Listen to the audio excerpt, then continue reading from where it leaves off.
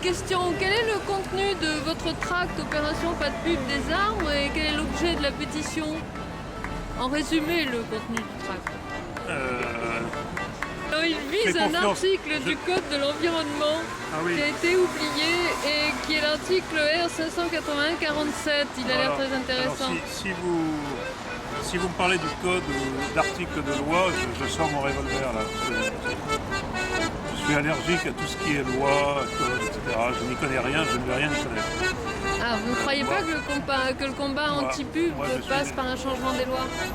Je pense que le combat anti-publicitaire passe d'abord par un changement des tripes. Ou les tripes qui se trouvent dans le crâne. Ici, parce qu'on a aussi des tripes dans le crâne. Voilà. Bien sûr, je n'ai rien contre le combat au niveau juridique. Il trouve sa place parmi tous les instruments de l'orchestre. Mais ce qui m'intéresse moi personnellement, c'est la capacité individuelle de réaction, la réactivité à des procédés qui, à mes yeux, sont innommables. Et peut-être que j'ai des problèmes d'yeux, que mes yeux ne sont pas normaux, parce que tout au long de la journée, je vois des gens, des passants, des piétons dans la rue, passer devant des choses immondes sans réagir. Et ça m'étonne, ça n'a pas fini de m'étonner, ça me surprend toujours. Je me dis, il y a deux choses l'une. Soit je suis normal et le monde ne tourne pas rond, soit c'est moi qui tourne pas rond et le monde est normal, il faudra que je lui fasse. Et il y a un problème. Des millions de personnes passent sans avoir l'air de souffrir, de se révolter, et d'éprouver la moindre allergie devant des procédés publicitaires qui, pour moi, me sortent par les trous. Et souffrent peut-être sans cesse. Il y a une agression permanente, renouvelée plusieurs fois par jour, par la publicité, et les gens subissent. Consciemment, inconsciemment, je ne sais pas, mais ils subissent, ils encaissent et il semble que la réactivité, la capacité de réaction ait été lourdement entamée.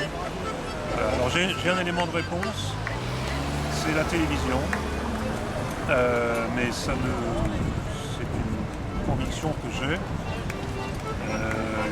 Nous sommes entourés de téléspectateurs, nous sommes un peuple de téléspectateurs. Les gens, paraît-il, les Français, paraît-il, passent en moyenne 3 heures ou 3 heures et demie par jour devant le téléviseur. Et ça, je pense que ça n'est pas sans lien avec cette absence de réactivité dont je parlais il y a un instant. Nous sommes bombardés par des messages, donc anesthésiés, en même temps qu'aliénés. Et ça devient un cercle vicieux, puisque plus nous sommes bombardés, plus nous sommes aliénés et anesthésiés, moins nous réagissons à ces agressions extérieures que sont les affiches publicitaires, qui sont des agressions savamment mises au point par les publicitaires dans des officines de propagande, auxquelles les officines de propagande fascistes et nazis n'ont absolument rien à envier. De toute façon, ils puisent aux mêmes sources, c'est-à-dire des psychologues états-uniens du début du XXe siècle, auxquels notamment les nazis se référaient, tout en détestant les États-Unis par ailleurs, mais ils utilisaient leur méthode pour manipuler les masses. Voilà, donc nous sommes dans ce bain-là, nous baignons du matin au soir dans un conditionnement de masse et une agression caractéristique. J'arrête là parce que j'ai déjà été un peu trop bavard. Brièvement, est-ce que vous avez l'impression que le combat anti-pub progresse et qu'il y a de plus en plus de gens qui se rallient à ce combat? C'est une question très difficile. Je vais y répondre très sincèrement et très spontanément. Je pense que le sujet de l'antipublicité est beaucoup plus connu et populaire que naguère, il y a quelques années. Ça touche des sphères extrêmement restreintes de la population, contrairement à d'autres causes comme l'antinucléaire par exemple, qui a descendu dans des sphères très éloignées du centre. L'antipublicité est encore un sujet réservé à l'élite de ceux qui se posent quelques questions sur le cadre de vie, sur l'environnement. Donc nous voyons de plus en plus de personnes arriver dans le mouvement anti-publicitaire, mais pas de façon massive. Et le problème, c'est que est-ce que ces gens restent dans le mouvement anti-publicitaire? Il y en a beaucoup qui font un petit tour, qui viennent, qui font un petit tour, puis qui repartent. Souvent parce qu'ils s'ennuient, parce que nous ne leur donnons pas assez d'armes, de combat. C'est un combat tellement difficile.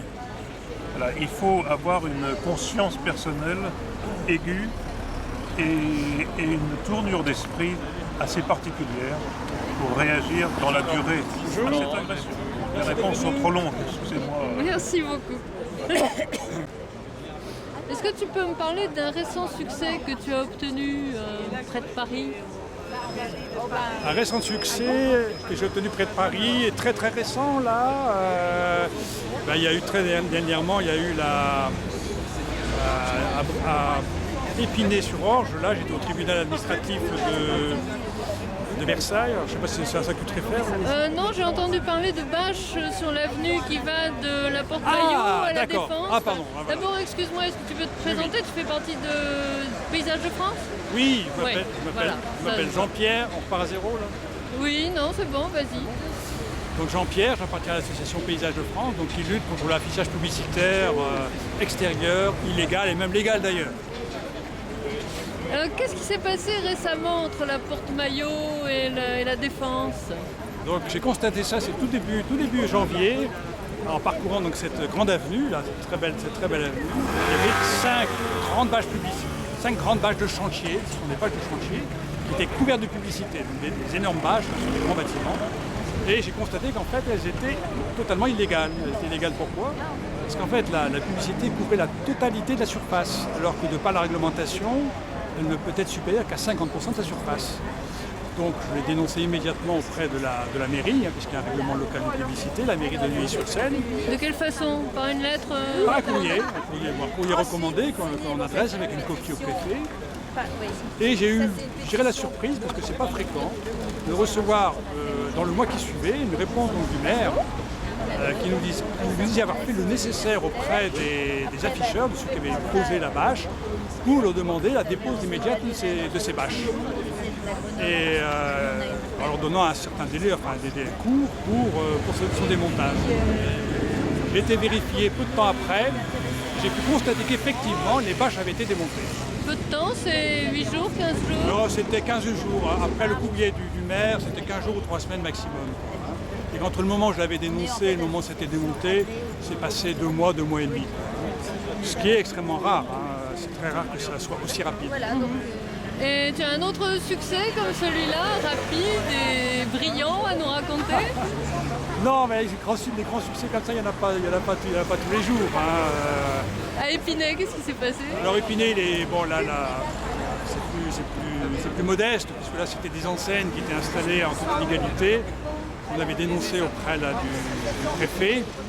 Et donc là, au tribunal, il n'a pas encore rendu son jugement, mais il y avait une audience le jeudi dernier, là, le 10 avril. Donc tout laisse porte à croire qu'il y aura un nouveau succès pour Paysages de France et les condamnations du préfet. Le procureur était de votre côté? Oui, le rapporteur public a fait tout à fait un rapport dans notre sens. Oui. Merci beaucoup. Voilà.